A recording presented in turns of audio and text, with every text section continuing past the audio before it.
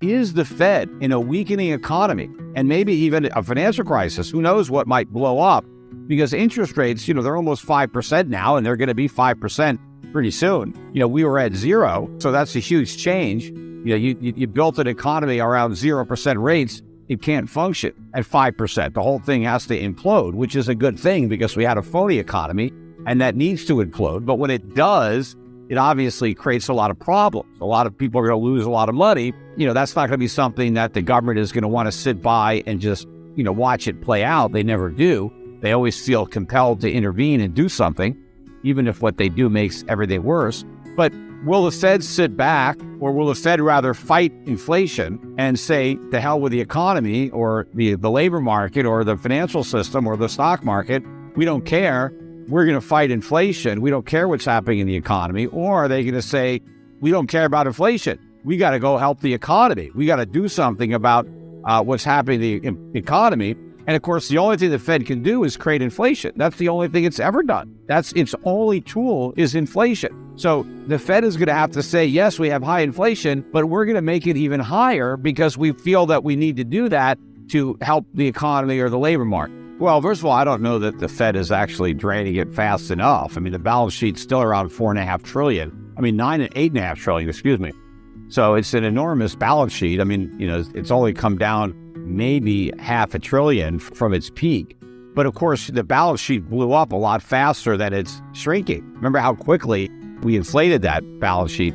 The deflation is taking a lot longer. And I think it's going to be aborted. I don't think the Fed is going to continue on this path because the rate hikes that we've already had are taking a toll on the economy right now. And we're just beginning to see the effects. And it's going to get a lot worse. Remember, it's only been a year, not even, since the Fed raised for the first time. There is a lag between the increase of rates and the effect on the economy. And so we're just kind of catching up to those effects, but they're going to be enormous in all segments of the economy. I mean, not just the stock market and the real estate market, but you have an American economy that's based on cheap money. I mean, that's what it was running on for more than a decade. Well, now it's time to pay the piper, and everybody's broke. You can't pay the piper.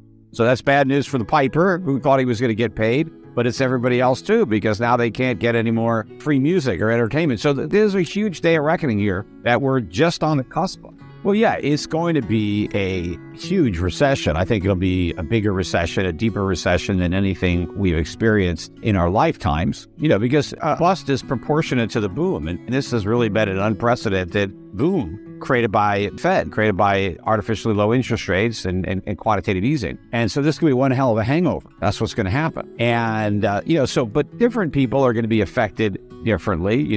The definition of a recession is when your neighbor is out of work, and it's a depression when you're out of work, right? So, not everybody's going to lose their job, but I think everybody's wages are going to be reduced in real terms. So even if you don't lose your job, I think that the money that you earn is not going to go as far when you go to buy stuff, because I think unlike previous recessions, this one is going to be inflationary. You're going to have recession and inflation happening at the same time. And that's what's going to make this recession so much more painful, because even if you don't lose your job, it's going to hurt. And I think most investors are going to lose money. I think most investors over the last decade or two have been channeled into the wrong assets by the artificial low interest rates. So a lot of people own very high multiple companies, growth companies, and in fact, companies in many cases that don't even have any earnings at all. Right? They were just speculating on earnings in the future.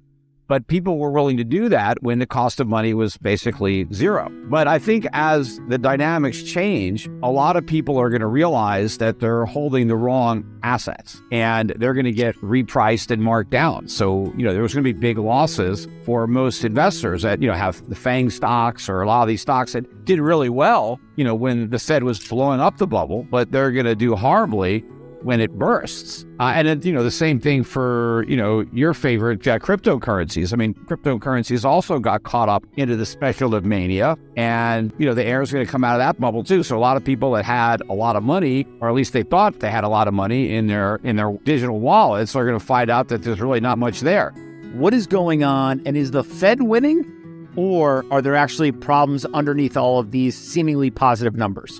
No, the Fed is not winning, but everybody else is losing, that's for sure. They haven't really destroyed demand. They've changed it a little bit. But if you look at what's happening, people who have jobs are spending everything they earn and then some.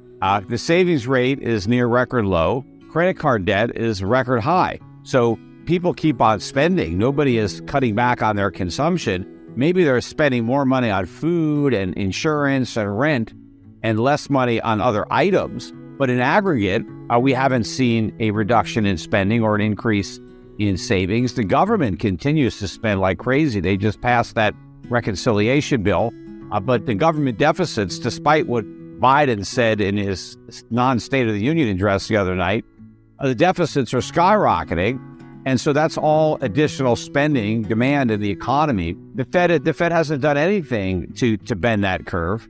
And so I think we have seen this transitory improvement in the numbers because they were really bad and now they're not as bad. But I think that as the year progresses, we're going to see that change and we're going to start to see a worsening of the inflation data again, something that the markets are really not prepared for, neither is the Fed. Well, first of all, it's only 7% if you look back for an entire year. A lot of people are saying, hey, if you look back 6 months, it's around 3 or something like that, which may be true. But of course, again, the way the government measures prices and what actually happens to prices are two different things. So the real increase in prices is much greater than what is being officially reported by the government. But I think that, you had this initial spike in a lot of prices, and then the Fed started hiking rates, and that had an impact on the dollar. It had an impact on commodities. You saw commodity prices come down, particularly oil prices, and higher interest rates had an impact in housing and other areas of the economy.